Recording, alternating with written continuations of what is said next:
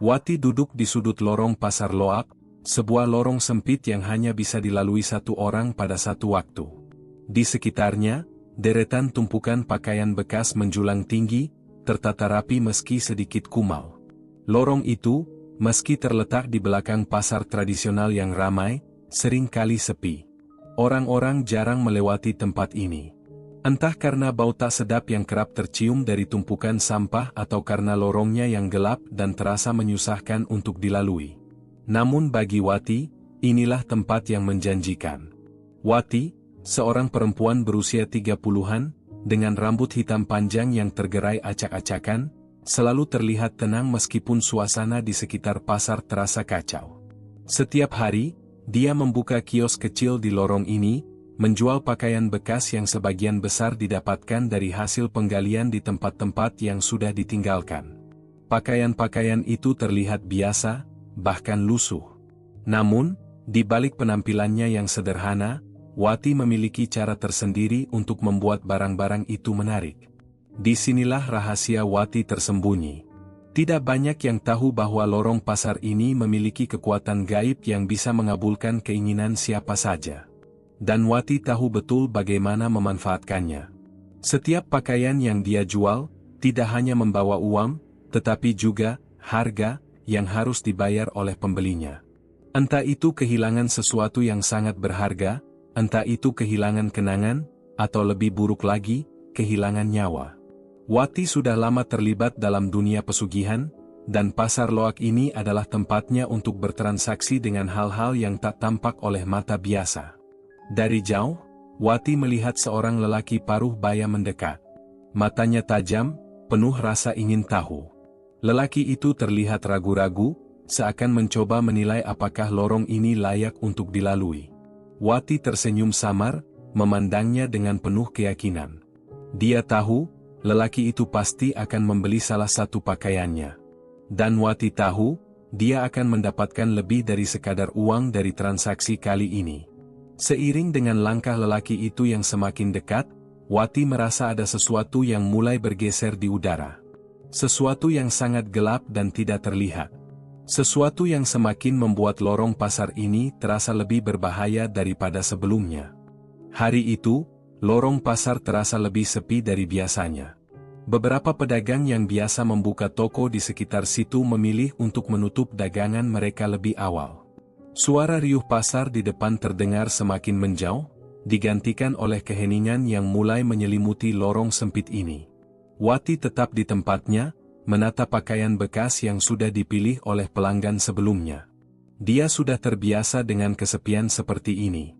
Malah, dia lebih suka saat pasar sepi. Waktu itu, dia bisa lebih tenang menjalani ritualnya tanpa gangguan. Namun, ada yang aneh hari itu. Meskipun tidak ada pelanggan baru yang datang, ada sesuatu yang terasa menekan udara di sekitar lorong. Wati merasakan perubahan itu dengan sangat jelas. Seperti ada yang menunggu, menatapnya dari kegelapan, meskipun tidak ada siapa-siapa di sana. Tiba-tiba, langkah seseorang terdengar. Wati menoleh. Seorang wanita muda, tampak terburu-buru, muncul di ujung lorong. Wati mengenalnya. Nama wanita itu Siska, seorang ibu muda yang sering membeli pakaian untuk anak-anaknya di pasar. Siska tampak gelisah, matanya merah, seakan baru menangis. Wati, aku butuh bantuan, suara Siska terdengar cemas. Wati mengangguk pelan, memberikan ruang bagi wanita itu untuk masuk lebih jauh ke dalam lorong. Apa yang bisa aku bantu? Tanya Wati dengan nada datar. Siska memegang erat tangannya, wajahnya pucat. Aku butuh uang.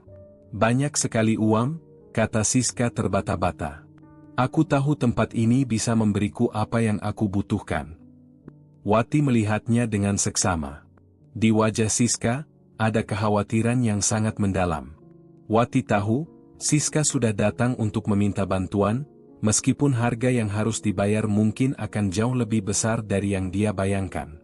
Tenang saja, jawab Wati. Ambil saja apa yang kamu butuhkan. Semua barang di sini bisa membantumu. Tapi, ada harga yang harus dibayar. Siska menunduk. Aku tahu, jawabnya lirih, suara hampir tak terdengar. Di lorong yang sepi itu, Wati mengeluarkan sebuah pakaian berwarna merah muda dari tumpukan. Pakaian itu terlihat biasa saja, namun Wati tahu, bagi seseorang yang dalam kesulitan seperti Siska, pakaian itu akan memberi jalan keluar. "Wati, aku siap bayar berapapun," kata Siska, suaranya semakin tertahan. Wati tersenyum, dan tanpa berkata apa-apa lagi, ia menyerahkan pakaian itu kepada Siska. Tangan Siska gemetar saat menerima pakaian tersebut, namun dia tetap membungkusnya dan memasukkannya ke dalam tas besar yang dia bawa. "Semoga kamu mendapatkan apa yang kamu cari," kata Wati dengan suara yang hampir tidak terdengar. Tiba-tiba, lorong yang semula sepi itu terasa semakin gelap.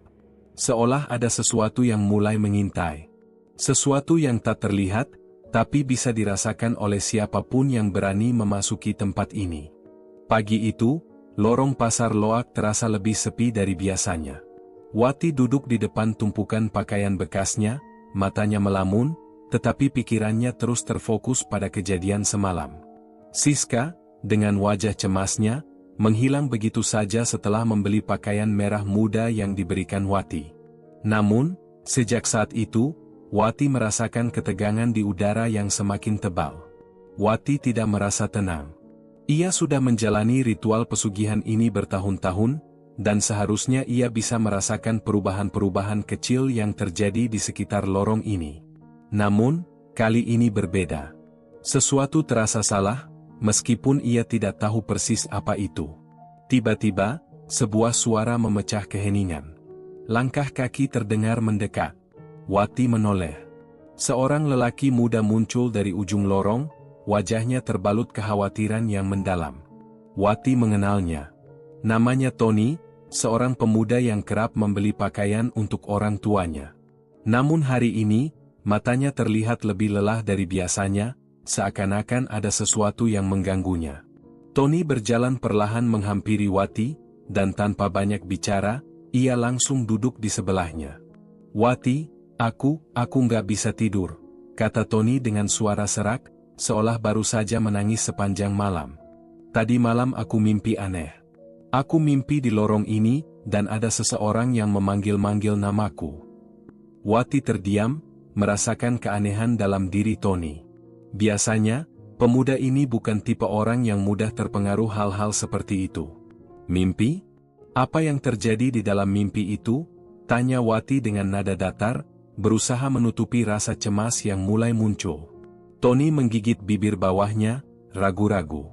"Aku merasa ada yang mengikutiku. Pakaian yang aku beli dari sini, sepertinya membawa sesuatu yang buruk. Wati, aku takut. Aku nggak tahu kenapa, tapi setelah aku bawa pulang baju itu, hidupku seperti berubah. Semua terasa berbeda, seakan-akan aku bukan diriku lagi." Wati merasakan hati kecilnya berdebar. Ini adalah efek dari transaksi yang telah terjadi dengan Siska. Ada sesuatu yang sangat mengganggu dalam urusan pesugihan ini. Setiap kali seseorang membeli sesuatu dari lorong ini, harga yang harus dibayar tidak pernah sama. Ada kalanya, pembeli mendapat kekayaan atau kemudahan hidup, tapi tak jarang juga mereka kehilangan sesuatu yang lebih penting daripada yang bisa mereka bayangkan. "Kamu yakin, Tony?" Wati bertanya, berusaha tetap tenang meskipun ada rasa cemas yang semakin kuat. "Apa yang kamu rasakan itu bukan sekadar perasaan? Coba tenangkan dirimu, mungkin itu hanya halusinasi." Namun, Tony menggelengkan kepala dengan cepat. "Tidak, Wati. Ini nyata. Bahkan ketika aku tidur, aku mendengar suara-suara aneh. Suara itu seperti memanggil-manggil, meminta sesuatu dariku. Aku nggak tahu harus berbuat apa." Wati mulai merasa ada yang sangat tidak beres. Biasanya, efek pesugihan ini lebih lambat. Namun, Tony sudah mulai merasakan gejala-gejala yang terlalu cepat. Ada yang lebih besar dari sekadar transaksi biasa. Wati mengernyitkan dahi, berpikir sejenak. Ia merasa, mungkin Siska telah mendapatkan lebih dari sekadar apa yang diinginkannya. "Jangan khawatir, Tony. Kita akan cari cara untuk menyelesaikannya. Semua ini hanya sementara," kata Wati mencoba menenangkan, meskipun dirinya sendiri juga mulai cemas. Tony menatap Wati dengan mata penuh ketakutan. Tapi aku nggak yakin kalau ini akan selesai begitu saja, Wati. Aku merasa ada yang datang untuk menagih hutang, dan aku nggak tahu bagaimana cara lari darinya. Tiba-tiba, lorong yang tadinya terasa biasa, kini terasa semakin sempit. Bayangan-bayangan gelap mulai menjalar di sudut-sudut ruangan, dan Wati bisa merasakan sesuatu yang tak terlihat mengintai dari balik bayangan. Perasaan tak nyaman itu semakin membayangi mereka berdua. Tony berdiri dengan tubuh gemetar, matanya terbelalak penuh ketakutan. Ada yang salah dengan tempat ini, Wati. Ada yang salah dengan lorong ini. Suara Tony mulai terangkat, penuh ketakutan yang tak bisa lagi ia sembunyikan. Wati melihat ke sekitar. Suasana di lorong semakin pekat. Semua yang ada di sekitar mereka, pakaian, dinding, dan bayangan gelap, seakan hidup dan menatap mereka dengan mata yang penuh amarah. "Apa yang kita lakukan sekarang, Wati?" tanya Tony, suaranya hampir tidak terdengar. Wati merasakan ketegangan yang semakin mencekam, dan ia tahu, apa yang baru saja dimulai ini bukanlah sesuatu yang bisa ia kendalikan. Lorong pasar loak ini bukan hanya sekadar tempat transaksi biasa. Dan kali ini, harga yang harus dibayar akan jauh lebih besar daripada yang bisa mereka bayangkan. Lorong pasar loak semakin mencekam. Suasana yang semula hening dan sunyi, kini dipenuhi oleh rasa cemas yang tidak bisa disembunyikan. Wati dan Tony berdiri terdiam di tengah lorong yang gelap, seolah-olah ruang ini mulai berubah menjadi tempat yang tidak lagi familiar bagi mereka. Wati bisa merasakan udara yang mulai terasa berat, seolah setiap langkah semakin sulit untuk diambil. Tony, yang sudah tak bisa lagi menahan kegelisahannya, berbalik dan melangkah cepat menuju pintu keluar lorong. Namun, langkahnya terhenti ketika ia melihat sesuatu yang aneh. Dari ujung lorong, di balik tumpukan pakaian bekas, muncul bayangan gelap yang bergerak perlahan, seolah mengintai mereka. Bayangan itu tak tampak jelas, hanya sekilas siluet yang bergerak seperti asap hitam. Wati yang berada di belakangnya juga melihatnya. "Tony, jangan!" suaranya tercekat. Tony membalikkan badan, wajahnya pucat pasi. "Apa itu?" tanyanya dengan suara gemetar. "Kenapa lorong ini terasa semakin menyesakan?" Wati menelan ludahnya. Ia sudah lama terbiasa dengan energi gelap yang datang bersama pesugihan ini, tapi yang kali ini ia rasakan berbeda. Sesuatu yang lebih besar, lebih gelap, sedang menyelimuti lorong ini. Wati tahu, bayangan yang muncul itu bukanlah hal biasa. Itu adalah bentuk dari kekuatan yang mulai merasuki tempat ini, kekuatan yang semakin kuat dan tak terkendali. "Tony, kita harus keluar dari sini," kata Wati dengan cepat, wajahnya mulai berubah panik. "Cepat, ikuti aku." Namun, sebelum mereka bisa melangkah lebih jauh, bayangan itu semakin mendekat, semakin jelas. Kini, sosok yang tadinya samar mulai tampak lebih nyata. Itu adalah tubuh hitam yang tidak memiliki bentuk jelas, hanya seperti asap tebal yang bergerak dengan sendirinya. Dari dalam bayangan, terdengar suara yang sangat rendah, seperti bisikan yang datang dari jauh. Suara itu berbisik dalam bahasa yang tidak Wati kenal, namun sangat jelas bahwa itu adalah peringatan, suatu ancaman yang nyata. Tony, yang sudah berada di ambang ketakutan, mundur beberapa langkah. Itu datang ke sini untuk kita, Wati," katanya dengan suara hampir tak terdengar. "Kenapa bisa begini?" Wati merasakan ketegangan yang semakin membekap. Dalam hati, ia tahu jawaban untuk pertanyaan Tony, tapi ia tidak ingin mengatakannya. Ia sudah tahu bahwa bayangan itu adalah bagian dari harga yang harus dibayar oleh mereka yang terlibat dalam pesugihan ini. Sesuatu yang tidak bisa mereka hindari, tidak bisa mereka lari darinya. "Tony, kita harus berhenti," Wati berkata pelan, matanya menatap bayangan itu yang semakin mendekat. "Kita sudah terjerat. Tidak ada jalan keluar. Kamu sudah membeli sesuatu dari sini, dan sekarang, saatnya membayar." Tony menatapnya bingung, tidak mengerti sepenuhnya. "Membayar? Apa maksudmu?" Dia tampak semakin terperangah, tidak tahu harus berbuat apa lagi. Namun, sebelum Wati bisa menjelaskan lebih lanjut, bayangan itu bergerak lebih cepat. Tanpa peringatan, sosok hitam itu melesat ke arah mereka, mengisi seluruh lorong dengan gelap yang sangat pekat. Tony tersungkur, terjatuh ke lantai, dan Wati merasa tubuhnya semakin berat, seakan ada tangan tak terlihat yang menekan dari segala arah. Ada yang salah dengan lorong ini, teriak Tony, tubuhnya menggigil. Wati mencoba menariknya, berusaha bangkit, tetapi kekuatan dari bayangan itu semakin kuat. Ia bisa merasakan seakan-akan sesuatu menariknya masuk ke dalam kegelapan. Teriakan Tony semakin keras, menambah ketegangan yang melingkupi lorong ini. Setiap detik yang berlalu, semakin terasa semakin dekat dengan keputusasaan. Pada saat itu, lorong pasar Loak yang semula tampak biasa-biasa saja berubah menjadi tempat yang penuh dengan rasa takut. Bau busuk yang sebelumnya hanya samar-samar kini tercium sangat kuat, membuat keduanya hampir muntah. Di sekitar mereka, tumpukan pakaian bekas seperti bergerak sendiri, seolah ikut merasakan ancaman yang datang dari kegelapan. Wati tahu, ini bukan sekadar hal biasa. Ada sesuatu yang jauh lebih besar yang mulai menguasai lorong ini. Dan kali ini, mereka tidak bisa melarikan diri. Mereka sudah terperangkap dalam permainan yang tidak bisa dimenangkan. Semua yang terjadi, semua yang mereka alami, adalah konsekuensi dari transaksi yang tak terhindarkan.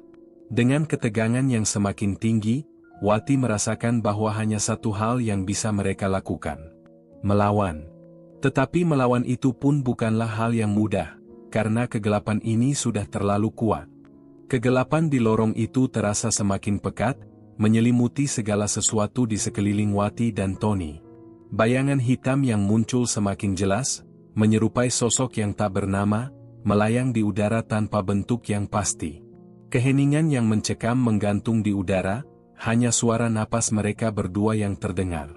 Wati menggenggam tangan Tony, mencoba memberinya kekuatan, meskipun dirinya sendiri sudah mulai kehilangan harapan. Tony, ingat, ini semua ada alasannya. Kita harus tahu apa yang terjadi di sini, atau kita akan jadi bagian dari mereka selamanya. Wati berteriak, suaranya serak karena ketegangan. Tony, yang tubuhnya gemetar karena ketakutan, berusaha menarik napas dalam-dalam. Wajahnya pucat, namun matanya tetap terpaku pada bayangan yang semakin mendekat. Tapi, Wati, kita nggak bisa lari. Apa yang harus kita lakukan? Kenapa bisa seperti ini? Suaranya hampir tak terdengar. Wati memejamkan matanya sejenak, berusaha mengingat setiap detail yang pernah ia dengar tentang lorong ini. Ada cerita yang beredar di kalangan pedagang pasar Loak, cerita yang ia abaikan selama ini, karena terlalu percaya diri dengan pesugihan yang ia jalani. Namun, malam ini, semua itu terasa nyata, terasa menghantui mereka berdua. Dulu, ada cerita tentang seorang pedagang tua yang sangat kaya, yang menjual segala jenis barang di lorong ini. Orang-orang yang membeli barang darinya tak pernah kembali dengan utuh. Mereka selalu kehilangan sesuatu, baik itu barang berharga, kesehatan, atau bahkan jiwa mereka. Pedagang tua itu akhirnya hilang, dan sejak saat itu, lorong pasar ini mulai berubah. Ada yang mengatakan bahwa kekuatan gelap itu telah diwariskan kepada pedagang-pedagang berikutnya, dan Wati adalah salah satu penerusnya, tanpa tahu sepenuhnya apa yang ia warisi. Kita terjebak dalam kutukan, Tony, kata Wati, suaranya pelan, hampir seperti bisikan. Lorong ini bukan sekadar tempat jual beli barang. Ini adalah tempat transaksi jiwa.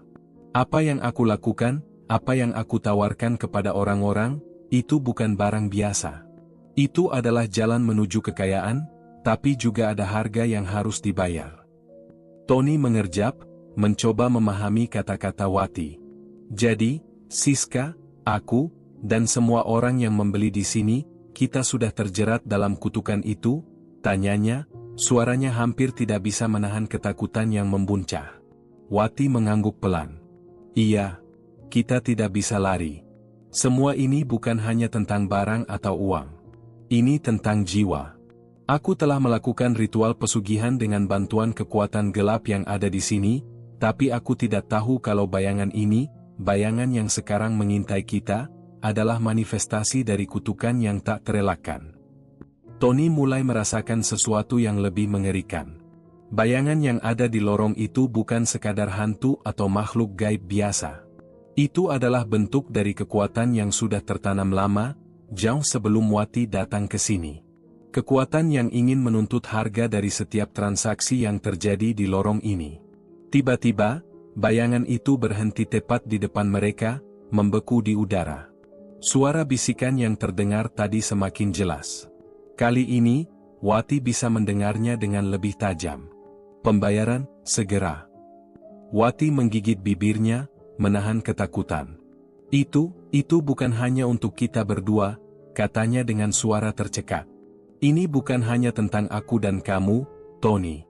Ini, untuk semua orang yang pernah terlibat di sini. Setiap orang yang mengambil keuntungan tanpa membayar harga yang pantas. Misteri yang selama ini tersembunyi di lorong ini mulai terbuka. Bayangan itu, yang selama ini hanya muncul dalam bisikan dan rumor, kini menyatakan dirinya. Ini adalah manifestasi dari kekuatan yang terikat pada lorong pasar Loak, yang telah mengambil banyak jiwa tanpa meninggalkan jejak. Wati, yang selama ini merasa yakin akan pengaruh pesugihan ini, kini menyadari bahwa ia telah membuka pintu yang tak bisa ditutup kembali. Tony yang masih terdiam, akhirnya berbicara dengan suara rendah. Jadi, kita tidak bisa keluar dari sini, kan? Tidak ada cara untuk menghindari bayarannya? Wati menghela napas berat. Aku tidak tahu, Tony. Aku hanya tahu, kita harus menghadapi apa yang sudah kita buat. Semua yang terjadi di sini, sekarang kita yang harus menanggungnya. Bayangan itu mulai bergerak lagi, mendekati mereka dengan kecepatan yang semakin menakutkan. Wati merasa tubuhnya terhimpit oleh kekuatan yang datang dari dalam bayangan itu. Ia tak bisa berlari, tak bisa melawan. Mereka sudah berada di titik tanpa jalan keluar. Semua yang mereka lakukan selama ini, semua pilihan yang mereka buat, membawa mereka ke momen ini, di mana mereka harus menghadapi konsekuensi yang tak terhindarkan. Dalam hening yang mencekam, Wati dan Tony terdiam, terjebak dalam perasaan takut yang semakin mendalam. Semua yang mereka ketahui tentang lorong ini, semua yang mereka pikirkan selama ini, ternyata hanyalah bagian dari kebohongan yang lebih besar. Ketegangan di lorong pasar semakin mengancam, seperti selimut gelap yang menutupi seluruh ruang di sekeliling mereka. Wati merasakan tekanan yang semakin kuat, seolah ada kekuatan yang menariknya ke dalam kegelapan yang lebih dalam. Bayangan hitam yang melayang di udara kini semakin mendekat, dan suara bisikan yang semakin jelas membuat darahnya membeku. Pembayaran, segera. Namun, kali ini Wati tidak bisa hanya berdiri diam. Sesuatu dalam dirinya membakar semangat yang selama ini terkubur. Ia sudah terlalu jauh terjerat dalam pesugihan ini, dan sekarang adalah saatnya untuk bertarung, untuk mencoba membebaskan diri dari cengkeraman yang semakin kuat. Tidak. Aku tidak akan menyerah, teriak Wati, dengan suara yang hampir terputus karena ketegangan. Aku tidak akan menjadi bagian dari kegelapan ini. Tony yang masih terjatuh di lantai, menatap Wati dengan mata lebar, kebingungan. Wati, apa yang kamu lakukan? Itu tidak akan berhasil. Lihatlah itu, ia menunjuk ke bayangan yang kini semakin besar, semakin mengerikan. Kita tidak punya kekuatan untuk melawan ini. Namun Wati tidak peduli. Ia tahu, jika ia terus mundur, jika ia terus merasa takut, maka semuanya akan berakhir. Lorong ini, pesugihan ini, sudah cukup membuatnya kehilangan banyak hal. Sekarang, hanya ada satu jalan untuk keluar, melawan. Dengan napas yang tercekat, Wati meraih sebuah batu kecil yang tergeletak di tanah dekat tumpukan pakaian bekas. Tanpa berpikir panjang, ia mengangkat batu itu dan mengarahkannya ke bayangan yang semakin mendekat. Kau tidak akan menguasai hidupku, teriak Wati, melemparkan batu itu dengan sekuat tenaga. Batu itu melayang di udara dan seketika menghantam bayangan hitam itu. Namun, bukan suara keras atau perubahan yang terjadi. Sebaliknya, Bayangan itu membelokkan arahnya dengan mudah, seperti batu itu hanyalah angin yang lewat. Wati terperangah. Tidak ada reaksi, tidak ada perubahan. Semua usaha itu terasa sia-sia. Tony semakin panik melihat apa yang terjadi. Itu tidak berguna, Wati. Itu hanya membuatnya semakin marah. Namun, Wati tidak menyerah begitu saja. Rasa takutnya bertransformasi menjadi kemarahan. Kemarahan terhadap dirinya sendiri, terhadap pesugihan yang sudah mengambil begitu banyak, dan terhadap kekuatan yang kini mengancam hidupnya. Ia mulai berlari menuju tumpukan pakaian bekas yang ada di sekitarnya, mencari sesuatu, apapun, yang bisa membantunya melawan. Wati tahu, hanya ada satu cara untuk mengalihkan perhatian kekuatan ini. Di tengah kepanikan yang melanda, Wati menemukan sebuah tas kecil yang tergeletak di antara pakaian-pakaian bekas itu. Dengan cepat, ia membuka tas itu dan menemukan benda yang mengejutkannya, sebuah cincin perak tua dengan ukiran aneh. Wati merasa jantungnya berdebar cepat saat menyadari bahwa cincin ini mungkin bukan hanya barang biasa. Ada sesuatu yang berbeda tentangnya. Tanpa berpikir panjang, ia memasangkan cincin itu di jarinya. Begitu cincin itu menyentuh kulitnya, sesuatu yang aneh terjadi. Bayangan yang mengintai mereka berhenti sejenak, seolah-olah merasakan perubahan itu. Wati bisa merasakan aliran energi yang mengalir ke dalam tubuhnya, kekuatan yang tak terdefinisikan, yang membangkitkan sesuatu yang lebih kuat dari rasa takut. Suasana di sekitar mereka tiba-tiba terasa lebih ringan, meskipun hanya untuk beberapa detik. "Ini apa?" Wati bertanya, matanya terbuka lebar, seakan baru menyadari bahwa cincin itu bukan hanya sekadar perhiasan. Ini mungkin bisa melawan kekuatan itu. Dengan cincin itu, Wati merasa sedikit lebih percaya diri. Ia berdiri tegak, menatap bayangan hitam yang semakin mendekat, kali ini dengan keberanian yang lebih besar. Ia mengangkat tangan, menggenggamnya erat. "Aku tidak akan menyerah. Aku tidak akan membiarkan pesugihan ini menguasai hidupku selamanya." Bayangan itu mulai bergerak lagi, namun kali ini, ada sedikit perubahan. Wati bisa merasakan bahwa cincin itu memberinya sesuatu yang lebih dari sekadar perlindungan. Ada kekuatan yang terhubung dengan cincin itu, sebuah kekuatan kuno yang melawan kegelapan. Tony yang masih terkejut melihat perubahan pada Wati, berusaha bangkit. "Wati, kamu merasa itu juga?" Wati hanya mengangguk, namun matanya tetap fokus pada bayangan yang kini bergetar seolah terhalang oleh kekuatan cincin itu. "Kita bisa melawan. Kita bisa mengakhiri semua ini." Namun, sebelum Wati sempat melangkah lebih jauh, bayangan itu kembali bergerak dengan kecepatan yang lebih tinggi, dan kali ini, ia membawa ancaman yang jauh lebih besar.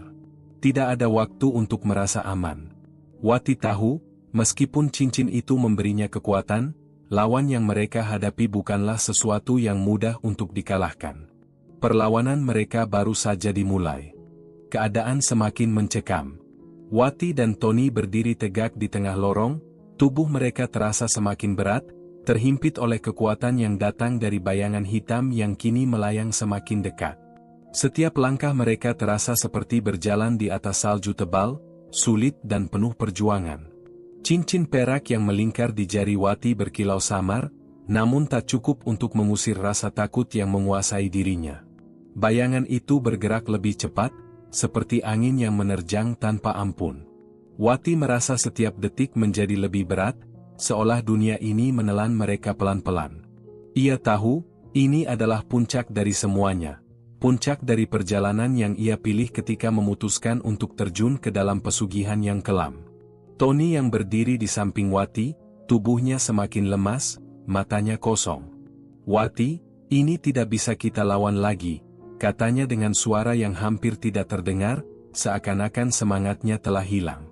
"Kekuatan ini lebih besar dari apa yang kita bayangkan. Kita sudah terjebak." Wati tidak bisa menanggapi, mulutnya terasa kering. Ia hanya menatap bayangan yang kini semakin menguat. Setiap detik terasa semakin mematikan. Bayangan itu berubah bentuk, mengarah ke Wati dengan niat yang jelas, mencaplok jiwa mereka. Di saat itulah, suara bisikan yang mengerikan terdengar lebih keras dari sebelumnya. Pembayaran, segera, atau kalian akan terhukum selamanya.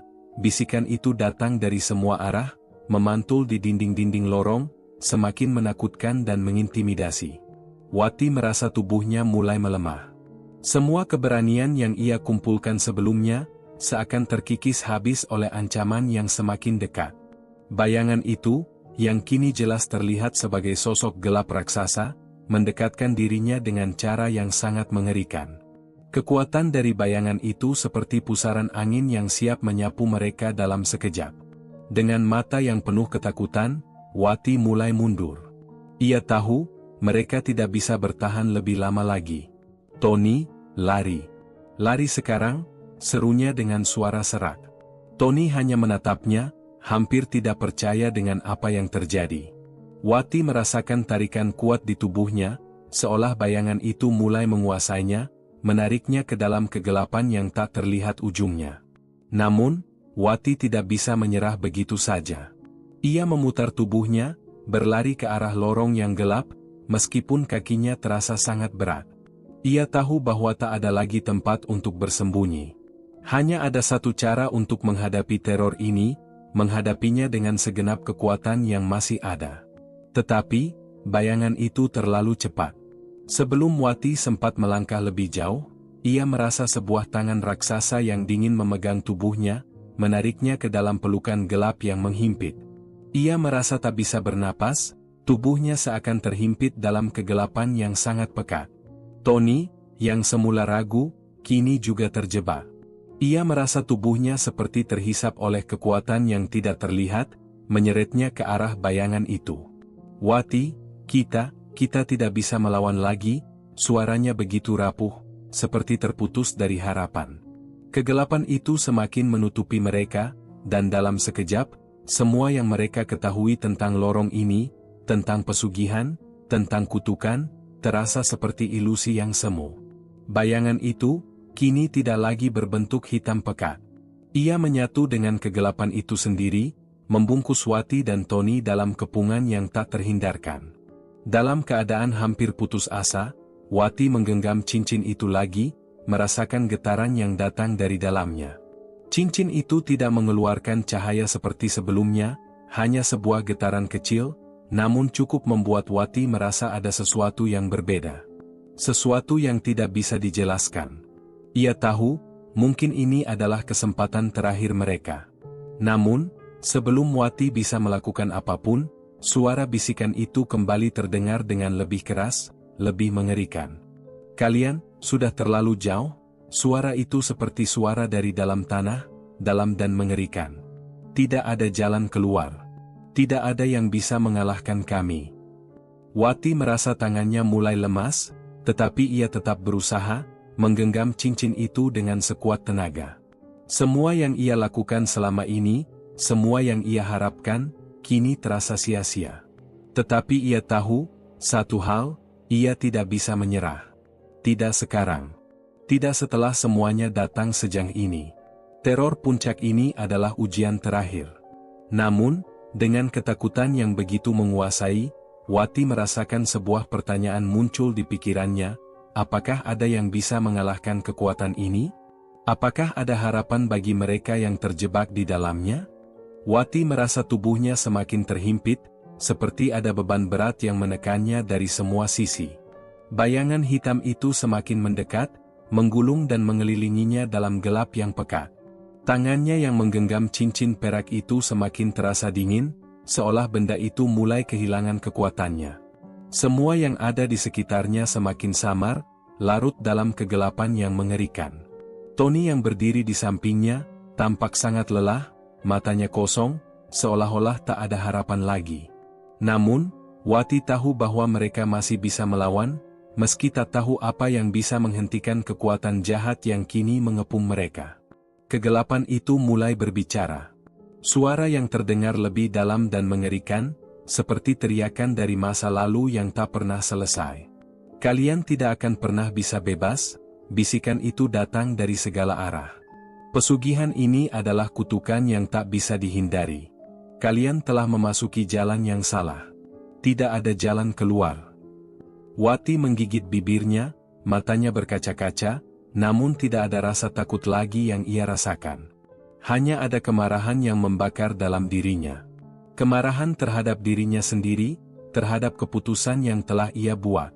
Namun, kini ia tahu bahwa perlawanan ini lebih dari sekadar menyelamatkan dirinya. Ini tentang menghentikan kegelapan yang telah menguasai hidupnya dan Tony. Tentang memutus rantai pesugihan yang mengikat mereka. Tidak. Wati berseru dengan tegas, suaranya menggelegar di dalam lorong yang gelap itu. Aku tidak akan menyerah. Tidak sekarang, tidak pernah. Dengan penuh tekad, Wati berusaha meraih cincin itu lebih erat, berharap kekuatan dari benda itu bisa memberi jawaban. Namun, bayangan hitam yang terus membesar seakan tidak peduli dengan usaha mereka. Bayangan itu mulai membentuk diri, menjadi sosok raksasa yang mengerikan, dengan wajah yang tak bisa dijelaskan, penuh dengan rasa marah dan kebencian. Ada banyak mata di wajah itu, mata yang penuh dengan rasa lapar, seakan ingin menelan mereka berdua. Tony terjatuh, merasakan tubuhnya tertarik ke bawah oleh kekuatan yang lebih besar. Wati, tolong, aku tidak bisa, ia berteriak, namun tubuhnya semakin lemah, seperti ada sesuatu yang menyedot seluruh energinya. Wati tidak bisa membiarkan Tony jatuh begitu saja. Dengan sekuat tenaga, ia menariknya, berusaha untuk menahan diri dari kekuatan bayangan yang terus berusaha menguasai mereka. Kita bisa. Kita masih bisa bertahan, teriaknya. Namun bayangan itu semakin mendekat, seolah sudah tak ada lagi kesempatan untuk kabur. Sosok itu semakin jelas, dan Wati bisa melihat wajah yang penuh kebencian. Sosok itu, makhluk yang dipanggil oleh pesugihan, tampak seperti makhluk dari alam yang tak pernah dilihat manusia. Mata yang banyak, kulit yang retak dan menghitam, serta suara gemuruh yang mengerikan. Tangan Wati yang menggenggam cincin itu mulai terasa lebih panas, seolah cincin itu mulai memberi dorongan kekuatan. Ia tahu, cincin itu bukan hanya perhiasan biasa. Cincin itu adalah sebuah kunci untuk membuka jalan keluar dari kegelapan ini. Namun, untuk menggunakannya, ia harus menghadapi makhluk itu secara langsung. Tak ada pilihan lain. Dengar baik-baik, teriak Wati dengan penuh kemarahan, matanya menatap tajam ke arah makhluk itu. Aku tidak takut padamu. Aku akan menghentikanmu. Dengan satu gerakan cepat, Wati melepaskan cincin itu dari jarinya dan melemparkannya ke arah makhluk tersebut. Begitu cincin itu terlempar, seberkas cahaya terang menyelimuti lorong itu. Bayangan hitam itu terkejut, seolah-olah cincin itu adalah senjata yang tak pernah mereka antisipasi. Sosok raksasa itu menggeliat, mencoba melawan cahaya yang keluar dari cincin. Tapi, semakin lama, cahaya itu semakin kuat. Wati bisa merasakan getaran yang berasal dari cincin, seperti ada kekuatan besar yang terkandung di dalamnya. Kekuatan yang selama ini tertidur, kini terbangun dan berusaha melawan kegelapan. Tony yang hampir kehilangan harapan, kini bisa merasakan adanya perubahan. Matanya yang semula kosong mulai kembali terang. Wati, kamu berhasil, ia berkata, terengah-engah. Kita bisa melawan. Namun, meski sosok itu mulai terguncang, Wati tahu perjuangan mereka belum selesai. Bayangan itu masih berusaha menggulung mereka, berusaha menguasai mereka kembali. Walaupun cincin itu memberikan cahaya yang luar biasa, mereka tahu, konfrontasi ini belum berakhir. Kegelapan masih mengintai, menunggu untuk menyerang lagi. Wati menggenggam tangan Tony, matanya penuh tekad. Kita harus terus berjuang. Jangan biarkan dia menang, katanya, suaranya penuh semangat. Kini mereka tahu, meskipun kegelapan itu kuat, mereka memiliki harapan untuk melawannya. Dengan cincin itu sebagai senjata mereka, Wati dan Tony tahu satu hal, konfrontasi ini adalah pertarungan hidup dan mati. Dan mereka harus siap untuk menghadapi apapun yang datang selanjutnya. Lorong itu kembali sunyi. Cincin yang kini tergeletak di tanah, memancarkan cahaya yang semakin redup, seakan-akan kehabisan tenaga. Bayangan hitam itu mulai memudar, menyusut, hingga akhirnya hilang sama sekali. Wati dan Tony berdiri di tengah lorong, terengah-engah, kebingungan dan cemas. Keadaan itu terasa seperti akhir dari pertempuran, namun ada sesuatu yang tak beres di dalam hati Wati. Rasa lega yang seharusnya datang, malah digantikan oleh sebuah pertanyaan besar. Tony, kita berhasil. Wati bertanya, suaranya berat, seolah tak percaya dengan apa yang baru saja mereka alami. Ia menatap ke sekitar, tapi lorong yang semula gelap dan penuh ancaman kini tampak biasa saja. Tidak ada lagi bayangan, tidak ada lagi suara bisikan. Hanya ada kesunyian yang terasa semakin mencekam. Tony mengangguk pelan, meski wajahnya tetap cemas. Sepertinya, tapi aku merasa ada yang tidak beres. Kenapa suasana jadi terlalu tenang? Katanya sambil melirik ke lorong yang sepi itu. Wati menelan ludah. Dia merasa, meskipun mereka berhasil mengalahkan bayangan itu, ada sesuatu yang lebih besar yang sedang mengintai mereka. Mereka mungkin telah menyingkirkan ancaman sementara, tetapi sepertinya kekuatan yang lebih jahat masih mengendap di balik bayang-bayang. Sesuatu yang tak kasat mata. Namun, sebelum Wati sempat berkata apa-apa, sebuah suara keras terdengar dari ujung lorong. Kaca pecah. Suara langkah kaki berat. Langkah-langkah itu makin dekat. Wati dan Tony saling berpandangan, namun kali ini mereka tidak bisa lari. Ada sesuatu yang telah menunggu mereka di ujung lorong, dan itu bukan hal yang mudah dilawan. Tony terlihat semakin tertekan.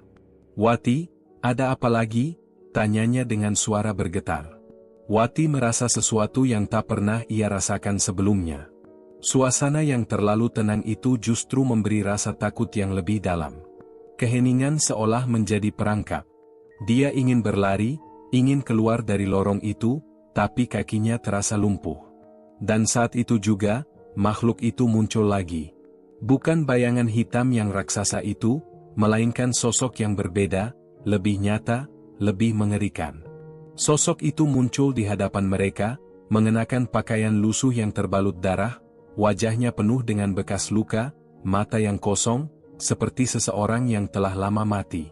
Sosok itu tersenyum, tetapi senyumannya penuh dengan kebencian yang dalam.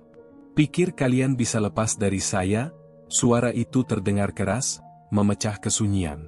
Wati terkejut, dan sebuah rasa dingin menyelimuti dirinya. Ternyata, kegelapan itu belum pergi. Mereka belum menang. Ini bukanlah penyelesaian. Semua yang mereka alami selama ini, semua yang mereka harapkan, ternyata hanyalah ilusi. Mereka belum keluar dari pesugihan ini. Saya tidak ingin membunuh kalian, sosok itu berkata dengan suara pelan, meskipun kata-katanya mengandung ancaman yang jelas. Saya hanya ingin kalian membayar apa yang telah kalian ambil. Segala sesuatu ada harganya, bahkan nyawa sekalipun. Tony mundur perlahan, wajahnya pucat. Apa yang kita bayar? Tanyanya, suaranya hampir berbisik. Sosok itu tertawa kecil, menolehkan wajahnya yang rusak ke arah mereka. Apa yang kalian pikirkan akan menjadi kebebasan? Itu hanya kebohongan. Pesugihan tidak pernah memberikan kebebasan. Hanya ada bayaran yang harus dibayar. Tidak ada yang bisa lari dari kutukan ini. Tiba-tiba Wati merasakan tubuhnya kembali lemah, seolah segala kekuatan yang ia punya menghilang begitu saja. Cincin perak di tangannya terasa panas, namun tidak bisa lagi memberikan perlindungan. Ia melihat ke Tony, namun pria itu juga terhimpit, seperti ditarik oleh sesuatu yang tak terlihat. Jadi, apa yang harus kita bayar? Wati bertanya dengan suara serak, namun tetap berusaha mengumpulkan keberanian. Sosok itu tersenyum lebih lebar, senyum yang mengerikan. Itu bukan pertanyaan yang tepat. Yang benar adalah, apa yang bisa kalian berikan untuk menebus nyawa kalian? Sekarang, mereka berada di ujung jurang. Hanya ada satu pilihan, membayar harga yang diminta atau menerima takdir yang lebih mengerikan dari kematian. Wati merasa hatinya mulai pecah. Semua yang mereka lakukan, semua yang mereka perjuangkan, mungkin hanya akan berujung sia-sia. Tony berusaha berdiri tegak, meski tubuhnya gemetar. Aku tidak akan menyerah. Kita harus melawan, serunya. Namun, Wati merasa ragu. Apakah benar mereka masih punya kesempatan? Ataukah ini semua hanya jebakan dari kejahatan yang lebih besar? Sebelum ia sempat berpikir lebih jauh, sosok itu mengangkat tangannya, dan tiba-tiba segala sesuatu menjadi gelap sekali lagi. Seperti tirai yang menutupi dunia mereka. Mereka berada di ambang kehancuran. Tapi kali ini, Wati tahu satu hal, mereka terjebak dalam lingkaran tak berujung. Penyelesaian yang mereka harapkan hanyalah sebuah fatamorgana. Mereka tidak tahu apa yang akan terjadi selanjutnya. Wati dan Tony terdiam dalam kegelapan. Sesuatu yang lebih besar dan lebih jahat dari yang mereka bayangkan telah mengepung mereka. Wati merasakan tubuhnya lemas, hampir tidak bisa berdiri lagi. Bayangan sosok itu semakin mendekat, semakin jelas, semakin nyata. Tetapi, pada saat yang sama, dia merasa seolah-olah ada yang tidak beres. Ada sesuatu yang terlewat, sebuah kebenaran yang belum terungkap. Dan perasaan itu, perasaan tidak benar-benar terkendali, semakin menguasai dirinya. Tony menatap Wati dengan cemas. "Wati, apa yang terjadi? Kita tidak bisa menyerah begitu saja." Namun Wati hanya terdiam. Pandangannya kosong, seolah matanya tidak bisa melihat apa-apa. Hanya ada satu suara yang mengiang di kepalanya. Ini bukanlah akhir. Tiba-tiba, semuanya berhenti. Kegelapan yang memeluk mereka mulai menghilang, perlahan-lahan. Sosok yang mengerikan itu, yang tampaknya adalah musuh yang tak terkalahkan, tiba-tiba membeku. Wati merasa pusing, dunia seakan berputar. Tanpa sadar, dia tergelincir dan jatuh terduduk. Saat itu, sesuatu yang sangat mengejutkan terjadi. Wati merasakan sebuah kekuatan yang tak terduga muncul dari dalam dirinya. Itu bukan dari cincin yang dia pegang, bukan dari apapun yang ada di sekelilingnya. Kekuatan itu datang dari dirinya sendiri. Sesuatu yang telah lama terpendam, sesuatu yang tidak dia sadari sebelumnya. Apa yang terjadi? Wati terengah-engah, mencoba memahami perubahan yang sedang terjadi. Sesuatu yang tampak tidak mungkin, kini terjadi begitu saja. Dia menatap Tony, yang juga tampak kebingungan. Namun, ada sesuatu yang berbeda di dalam diri Tony. Matanya kini tampak seperti kosong, seperti bukan dirinya lagi. Dan Wati menyadari satu hal, Tony bukanlah pria yang sama seperti dulu. Dengan gemetar, Wati bangkit. "Tony, apa yang terjadi?" tanyanya dengan nada putus asa. Namun, sebelum Tony menjawab, Wati merasakan sebuah dorongan kuat di dalam dirinya, sebuah kekuatan yang mengalir deras. Sesuatu yang selama ini disembunyikan dalam dirinya sendiri, dia akhirnya sadar, selama ini dia bukanlah orang yang lemah. Pesugihan itu bukan hanya tentang mengorbankan sesuatu, tapi juga tentang mengungkapkan kekuatan tersembunyi yang dia miliki. "Tidak!" Wati berteriak, menyadari apa yang terjadi. "Ini bukan pesugihan. Ini adalah jebakan dari diriku sendiri." Sosok bayangan itu, yang sebelumnya tampak begitu kuat, tiba-tiba merosot. Cahayanya mulai memudar, dan Wati bisa merasakan bahwa sosok itu bukanlah kekuatan luar, melainkan manifestasi dari sesuatu yang ada dalam dirinya. Kegelapan itu berasal dari dirinya sendiri, dari pikirannya yang terperangkap dalam rasa takut dan keserakahan. "Tony, kita terjebak dalam pikiran kita sendiri," Wati berkata dengan suara keras. "Pesugihan ini hanya cermin dari apa yang kita inginkan, apa yang kita takuti." Tony terdiam, wajahnya kosong, dan dalam sekejap, sosok itu akhirnya menghilang, seolah-olah tidak pernah ada. Lorong yang sebelumnya penuh dengan kegelapan kini kembali normal. Tidak ada lagi bayangan, tidak ada lagi ancaman. Namun, Wati merasa seperti terbangun dari mimpi buruk. Ia menatap sekeliling, dan untuk pertama kalinya, ia merasa bebas.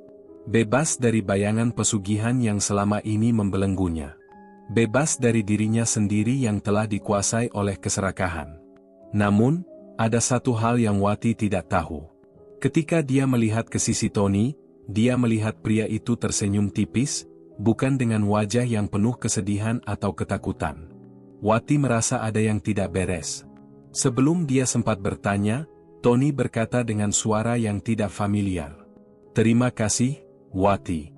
Akhirnya aku bebas, kata Tony dengan suara yang berbeda, yang terdengar hampir tidak manusiawi. Wati terkejut, tetapi tidak sempat berbuat apa-apa. Dengan cepat, Tony menghilang dari pandangannya, seperti ditarik ke dalam kegelapan yang baru saja mereka kalahkan. Tidak, Tony. Wati berlari, memanggil namanya, tetapi tak ada jawaban. Hanya ada kesunyian yang mencekam. Seketika, Wati sadar. Ia telah dibohongi. Mereka bukanlah orang pertama yang terjebak dalam lingkaran ini. Pesugihan itu, ternyata adalah jebakan yang tak pernah berakhir. Tony, yang selama ini ia percayai, mungkin sudah menjadi bagian dari sesuatu yang lebih jahat, sesuatu yang tak bisa ia pahami. Semua ini hanyalah permainan dari kekuatan yang lebih besar. Dan saat itu, Wati tahu satu hal pasti, perjalanan mereka belum selesai. Ia terjebak dalam dunia yang lebih gelap, lebih misterius, dan lebih mengerikan dari yang pernah ia bayangkan. Tamat.